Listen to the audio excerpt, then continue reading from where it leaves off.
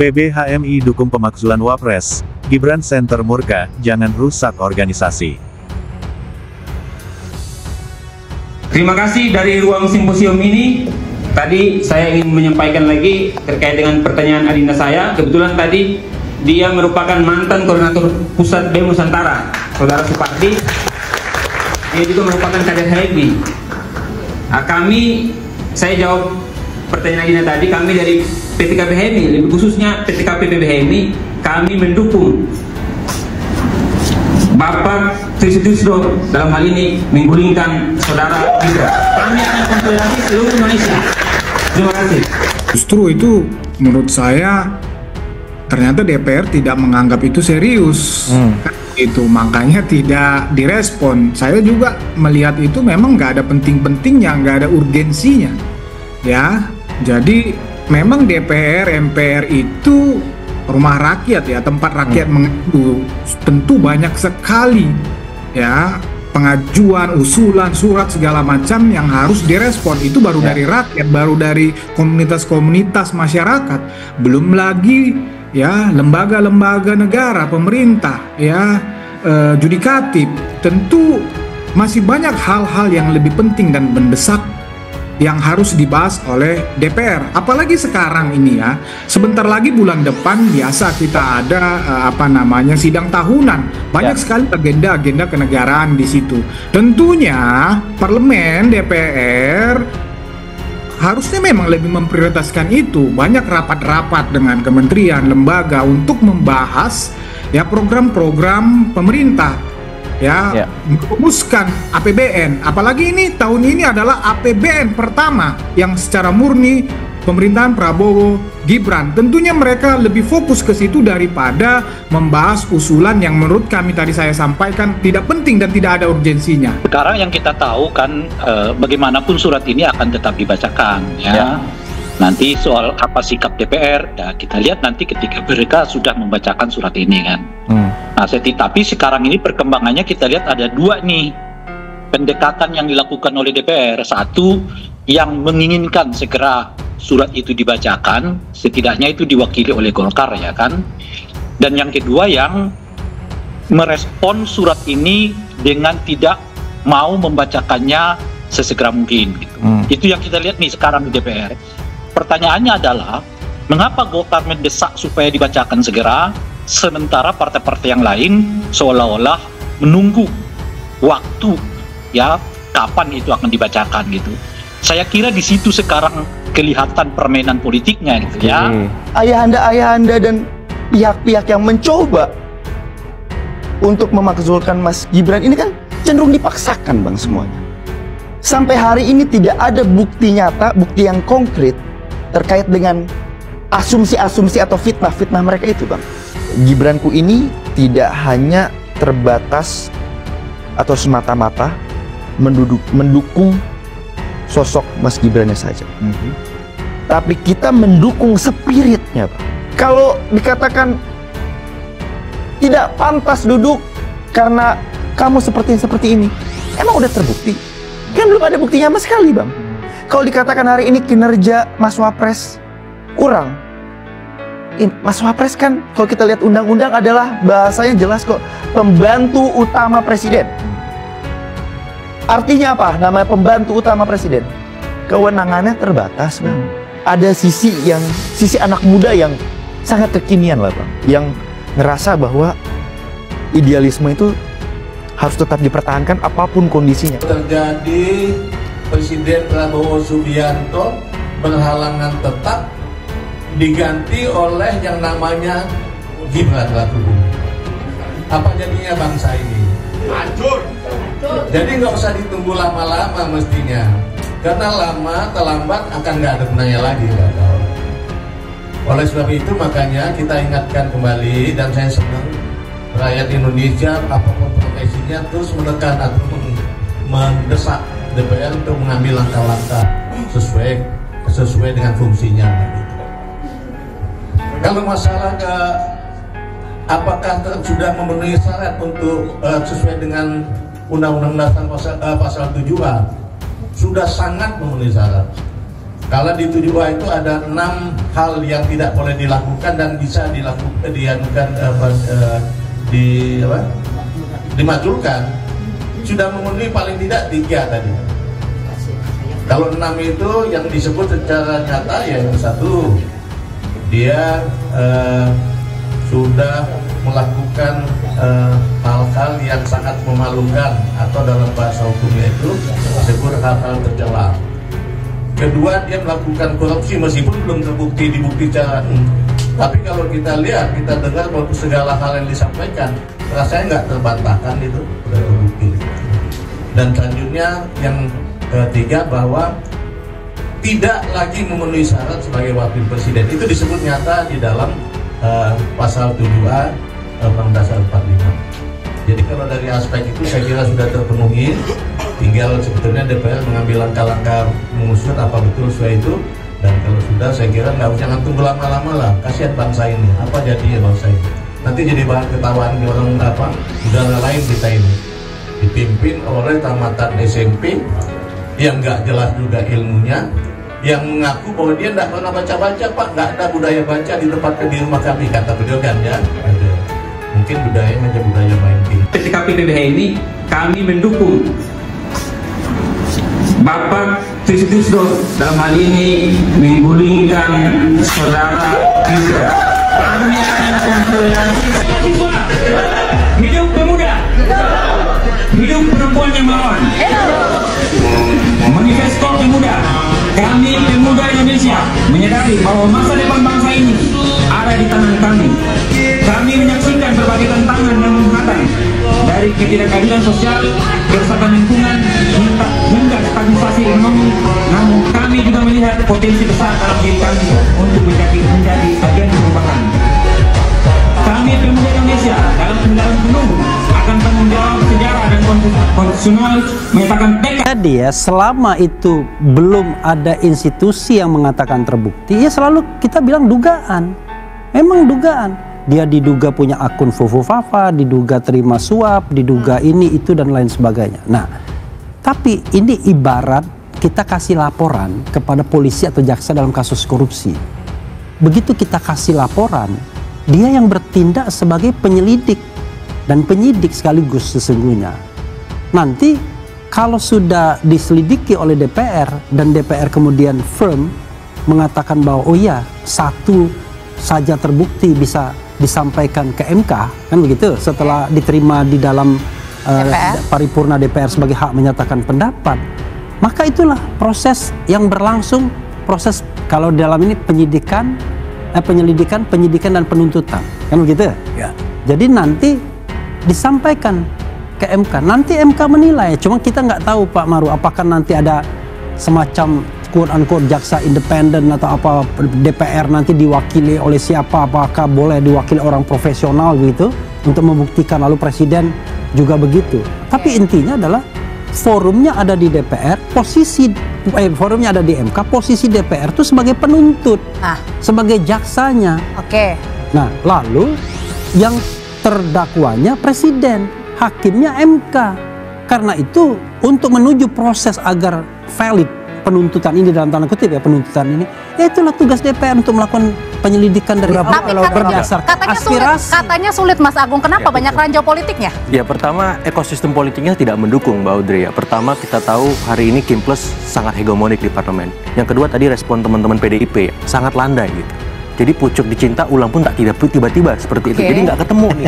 Karena di eksternal koalisi juga tidak ada arahan mendukung itu. Jadi di panggung belakang memang belum ada kondisi yang mendesak dan ada urgensi di sana.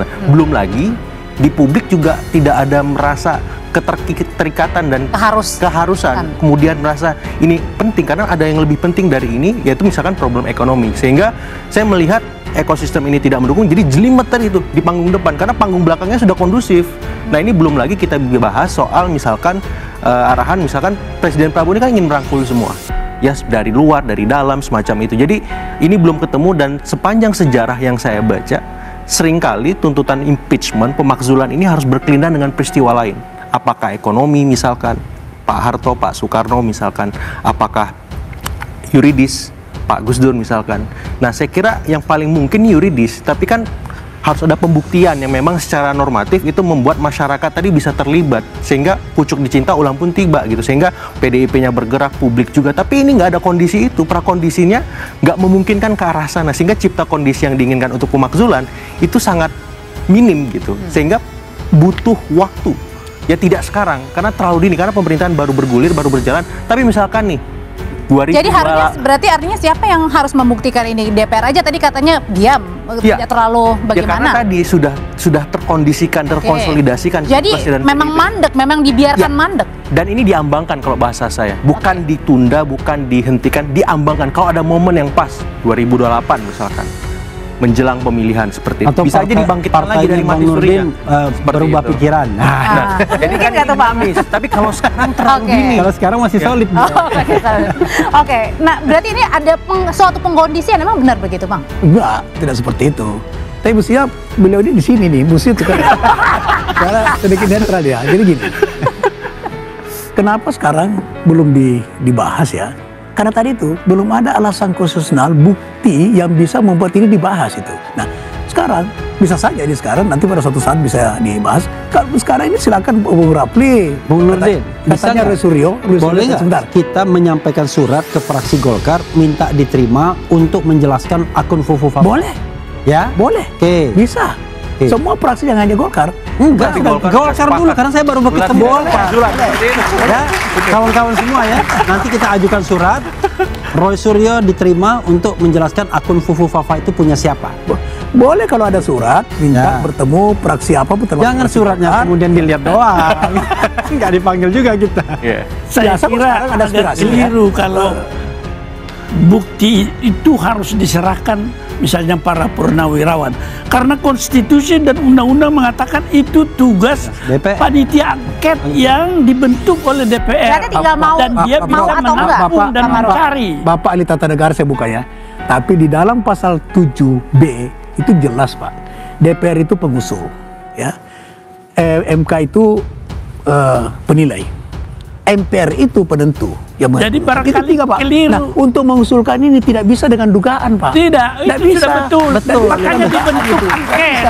Bapak mantan hakim, kan sebesar bukti. Bapak mantan hakim kan. Jadi kalau Bapak menghukum orang, memutus sesuatu perkara tanpa ada bukti, proses seperti Bapak zolim gitu. Dalam pemberhentian presiden, karena standar pemberhentian presiden di masa lalu hanya ukuran politik. Ya, tetapi di dunia sekarang itu ada ukuran hukum. Lebih jelas sekarang, Pak. Ya, makanya. Bapak baca jadi ukuran hukum dan politik. Oleh karena itu ditugaskan kepada DPR mengimpeach, menyusun usul dan pendapat itu berdasarkan temuan yang disetujui di dalam rapat pleno. Sudah betul. Hasil dari panitia sudah angket. Betul. Hak MPR melakukan penyelidikan. Tapi bukan MPR, Pak. Bukan DPR melakukan penyelidikan. Ya. Tapi sebelum penyelidikan apa dasarnya, Pak? Surat purnawirawan itu hanya dugaan. Tidak ada alasan konstitusional. Semua pidana dimulai dari dugaan, Pak. Itu jaksa, Pak. Tidak. Tugas Anda di sini adalah menggantikan jaksa dalam arti bahwa presiden tidak boleh diperiksa oleh jaksa dan polisi. Tidak mungkin fungsi DPR penyelidikan itu sama dengan fungsi polisi dengan fungsi jaksa. Beda, Pak. Kenapa dikatakan presiden tidak boleh diganggu gugat oleh proses hukum selama menjabat? Itu karena diserahkan kepada Anda untuk menyusun suatu usul pendapat tuntutan. Di mana pasal itu, Pak? Bahwa presiden tidak boleh diberhentikan, diganggu selama jabat. Itulah inti daripada sistem presidensil. Sekali 5 tahun hanya boleh. Itu kan bisa hanya itu adalah doktrin hukum tata negara. Bukan, Pak. Di seorang presiden dalam ini Bapak yang bisa jawab. Enggak, jadi gini. Itu adalah doktrin. Yang namanya constitutional importance itu tidak hanya tertulis, tetapi juga praktik-praktik ketatanegaraan yang lazim, termasuk di dunia ini. Nah, salah satunya kalau kita bicara tentang sistem pemerintahan, presidensial system sama misalnya parliamentary system, memang presidensial system itu fixed term, kemudian kalau mau diberhentikan dengan cara-cara yang khusus, memang itu instrumen yang dipakai kalau kita memilih sistem ini. Nah, karena itulah ketika Gus Dur mudah sekali diberhentikan dengan hanya subjektivitas politik, perubahan ketiga Undang-Undang Dasar 45 tahun 2001 kemudian melengkapinya dengan proses di Mahkamah Konstitusi. Itu pun DPR disuruh melakukan penyelidikan. Jangan main, oh saya ambil usulnya dari mana, kasih, nggak begitu. Dia menangkap aspirasi, misalnya ada aspirasi untuk impeachment. Maka tugas DPR ya menyerap aspirasi itu, kemudian mengumpulkan membuat tim angket, kemudian mengumpulkan barang bukti. Kalau yakin, kemudian terima sebagai pendapat paripurna, baru kemudian diajukan ke MK. Mengajukannya ya tentu dengan tertulis dengan bukti-bukti yang sudah dikumpulkan selama proses. Suratnya Purnawirawan itu jelas referensinya pasal 7A, 7B konstitusi mengenai pemakzulan. Jadi masuk dong wilayah sistemik itu, sehingga mereka harus bahas. Kalau mereka menganggap bahwa itu sesuatu yang tidak penting atau kurang bukti atau apapun ya, karena memang ada masalah teknisnya kan pasti. Tetap mereka harus bahas dulu, kemudian sampaikan kepada pengirim surat. Kami sudah membahasnya secara internal dan kami memutuskan tidak bisa kami tindak lanjuti perkara ini karena apa misalnya gitu. Tapi balasan itu harus ada, pembahasan itu harus ada, karena begitulah wakil rakyat harus bekerja. Ya kalau nggak usah jadi wakil rakyat. Gibran Center Sulawesi Selatan menyayangkan sikap pengurus besar Himpunan Mahasiswa Islam PBHMI, yang menyatakan dukungan terhadap upaya pemakzulan Wakil Presiden Gibran Raka Buming Raka. Dukungan organisasi mahasiswa Islam itu setelah sekelompok purnawirawan TNI melakukan upaya pemakzulan di DPR RI. Pernyataan ini disampaikan Sekretaris Gibran Center Sulsel, Ilang Rayap, melalui rilis resmi yang diterima redaksi pada Jumat, tanggal 11 Juli tahun 2025. Ilang menilai bahwa PBHMI telah terlalu jauh masuk ke dalam pusaran politik kekuasaan yang bersifat partisa. Ilang menilai hal itu mencederai marwah organisasi kemahasiswaan yang seharusnya bersikap independen, objektif, serta menjunjung tinggi prinsip keadilan dan hukum. PBHMI seharusnya tidak terjebak dalam dinamika politik elitis yang penuh kepentingan. Dukungan terhadap upaya pemakzulan Wapres Gibran, tanpa dasar hukum yang kuat, justru menunjukkan sikap politis yang sembrono dan kontraproduktif terhadap pendidikan demokrasi di kalangan mahasiswa, tegas Ilang. Gibran Center menurut Ilang juga menilai langkah pemakzulan terhadap Wapres Gibran harus dilihat dalam kerangka hukum konstitusi. Bukan opini politik yang digerakkan oleh kelompok tertentu dengan narasi yang cenderung emosional dan tidak berbasis pada pelanggaran hukum yang terbukti. Kalau bicara pemakzulan, kita bicara soal hukum, bukan soal tidak suka atau perbedaan politik. Sampai hari ini, tidak ada satupun dasar hukum yang sah yang dapat menjustifikasi pemakzulan Wapres Gibran. Lalu atas dasar apa PBHMI ikut-ikutan mendukung manuver tersebut? Lanjut Ilang, Gibran Center menekankan bahwa organisasi mahasiswa seperti HMI seharusnya berada di garda depan menjaga nilai-nilai objektivitas dan konstitusionalisme, bukan menjadi alat agitasi kelompok-kelompok yang kalah secara politik.